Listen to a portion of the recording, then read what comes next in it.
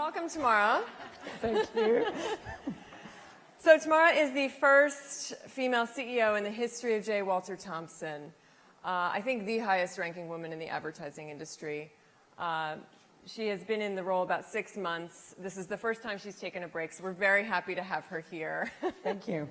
And I just want to set a little context. So Tamara, you may have read about this in the headlines earlier this year. Tamara took over after the company's previous CEO stepped down abruptly amid a discrimination lawsuit that accused him of racist and sexist slurs and inappropriate language and behavior. So it was a tumultuous time, to say the least. Tamara has had an incredibly impressive career in advertising. She's been CEO of 2 different London agency offices and was chief client officer at WPP just prior. So this was a logical step for her, but it happened very abruptly. So why don't we begin, Tamara, with just telling us kind of what that was like to step into a company at that time in that kind of context.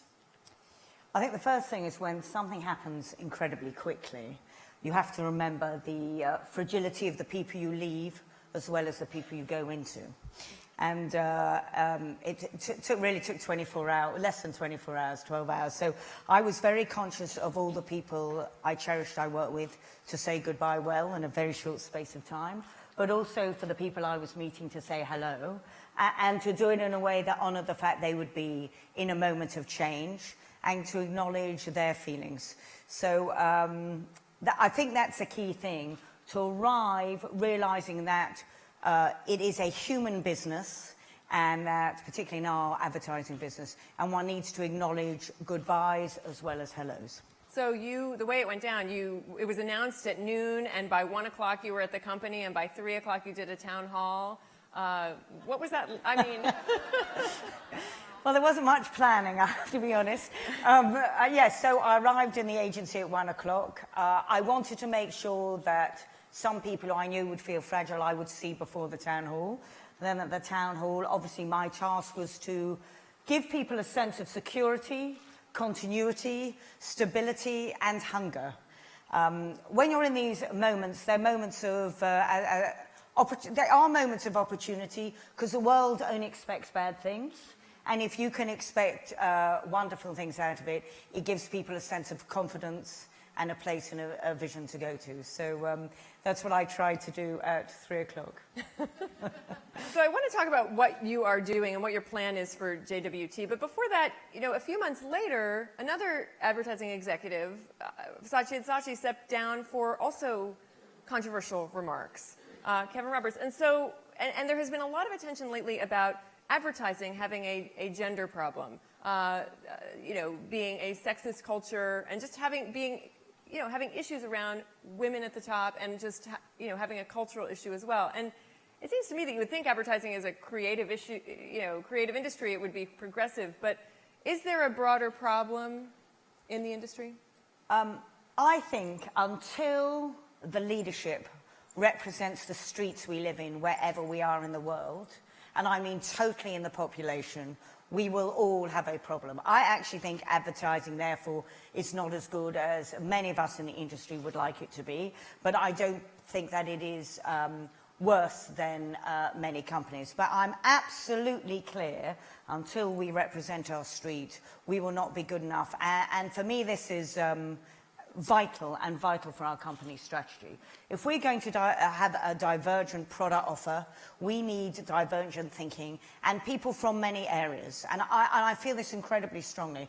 I think if we look at the malaise of politics, Brexit, very dear to my heart, the election, also extraordinary in this country, I believe it's because we have a forgotten 30%. So when I think about diversity of people, I think about, obviously, women, I think about sexuality, I think about any ethnic group, but I also think about people who don't go to the same universities, have the same education. I'm very interested in the graduates of life. We are about innovation, we're about engaging people with truths against our products, and we cannot deliver it if we don't have the people that represent the communities we live in. So I don't think we have a bad problem, but we have a lot, all of us in this room as leaders have a lot to do, and it will take a lot of intervention. So how are you going to, make this better at JWT? What is your plan, or in what ways do you think you can start to make a difference? Well, I sort of look at 3 strategies in this area. First of all, I look at the pipeline in. And being 6 months doing this job, I found it very hard. So anyone who wants to help me, please email me at tamara.ingram@jwalterthompson.com. But I'll take anything from anyone, trust me. The first thing is to get the pipeline. In all seriousness, if you're going to get to people who aren't from where the normal headhunters find them, it's very hard to get an interesting pipeline. So I'm looking at colleges, I'm looking at how we do blind CVs, I'm looking at open days. So let's think about the pipeline first of all. Then I think how we take people up. So there's in and there's up. How we get to make a frictionless place for people. How do we take away work? How do we make work a joy? How do we change the culture of our work? What sort of training do we do? How do we unconscious bias training to enable interviewing to be different? And then obviously, how do we create a culture that is exciting, that is magnetic, that draws different people in? And as Wendy Clark so beautifully said before, how do we create collaboration that all people with all different types of thinking can flourish? So let's back up a little bit and let's learn a little bit more about you, because we haven't spoken with you before. So you have told me that you were a rebel growing up. You said you weren't a nice girl, you were a rebel. What do you mean by that? I always like to think I was quite nice. What I mean by a rebel is I'm never been particularly interested in rules. And to be honest, I'm still not interested in rules, actually. And the other thing is education. I'm going to tell you an honest story. So I went to a university in England, and of course I failed all my exams, as you can expect. So I had to talk my way in, and talk about Milton. And I said, oh, of course I failed, because I had a completely different point of view on Milton's Paradise Lost. So I think that ability, a little bit of salesmanship, that ability to recognize failure. Actually, it was a failure. I didn't feel good about failing, I'm going to be very honest. But taking failure on the chin, next day, getting in a car, going up to university at 17, 18, and persuading someone that I still had a value to go to an oversubscribed course to English, I think has been very good training for the advertising business. And how did you get into the advertising industry? What was the moment where you began your career in advertising? Well, again, I started my career in the film business, and I started it by tearing yellow pages off and just walking down the street until eventually someone employed me. And in those days, you needed what we called a union ticket, a union card, and I didn't have one. So kindly, Saatchi offered me an interim job, and so I took it. And the day I arrived, I thought, wow, I'm at home here. Business and creativity, and I've never left. And the rest was history. So I'm going to read you a couple things that you've told me about the way you work, which we had a very great phone call. This is unfortunate. You think about work every minute of every day. This is absolutely true. And do you know what? In my sleep, which is so terrible, in my sleep it gives me ideas, and I wake up and I think, oh yes, I really, really must do that. And sometimes, it's extraordinary, I have a feeling that a client maybe have a tricky relationship with us, and then I go and meet the team the next day and I say, how's so-and-so going? And I'm usually right, it's terrible. It's like my whole night and my day are filled with work. It is true, well, but joyous too. You also say that your sleep is annoyingly useful. Maybe that's what you That's what I meant. You don't like it, but you have to do it. Absolutely. That's what happens when you try to go to sleep. You pull all-nighters as CEO. A month ago, there was a pitch in the works, and Tamara stayed at the office until 6 a.m. with the team. And I don't know if there's many CEOs that would do that. So, well, I'll tell you what I believe. I think I'm in a moment of a cultural change. We're 152 years old, and we're the oldest advertising agency. And if we need to move at the speed of culture and put our necks on the line, I too have to do the same. And I personally believe to make culture change, you have to role model what you want people to do. And I believe as CEOs, therefore, we need to work the hardest and put our greatest commitment in.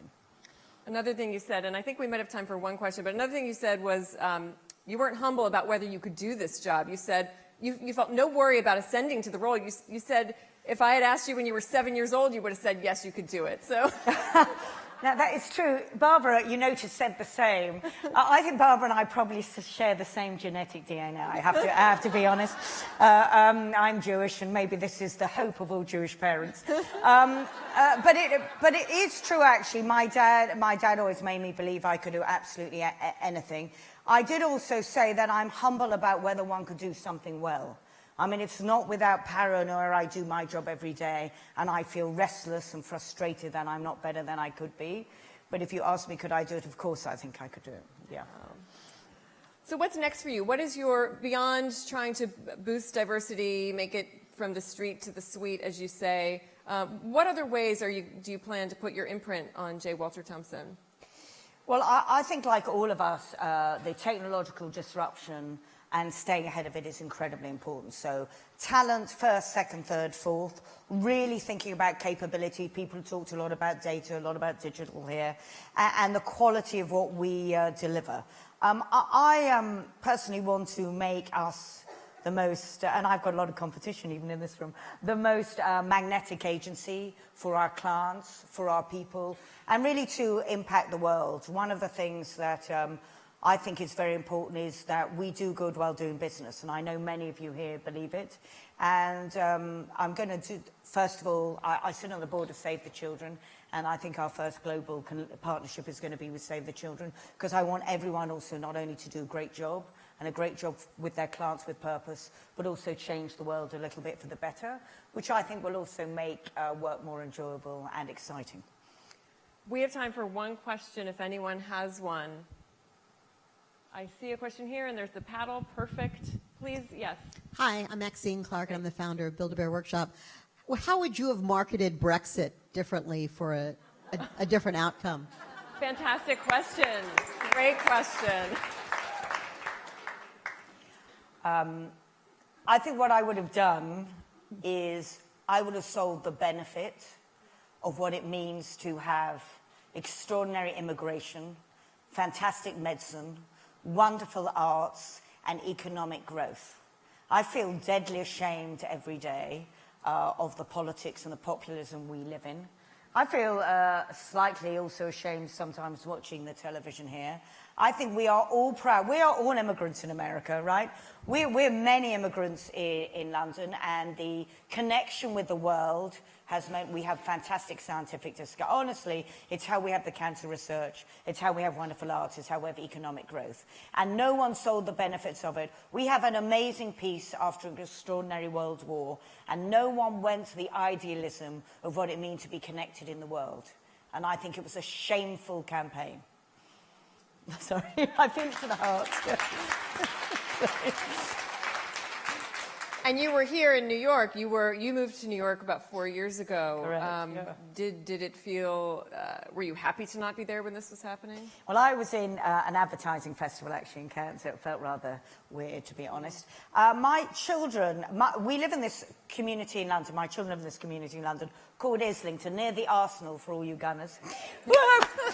Anyway, and my son actually barely leaves the boundary of Islington. I feel a bit ashamed about that, but it's a very small bit of London. And he sent me a text saying, I'm thinking of coming to America. I feel very sad. Wow. So I think many people in Great Britain, like in America, want to be part of a bigger community, because it's a bigger community that impacts all of us and all our lives. If he came, he might have found himself shipping right back. I don't know. Well, Tamara, thank you so much. It's been delightful to talk with you. Thank you for being here. Thank you very much.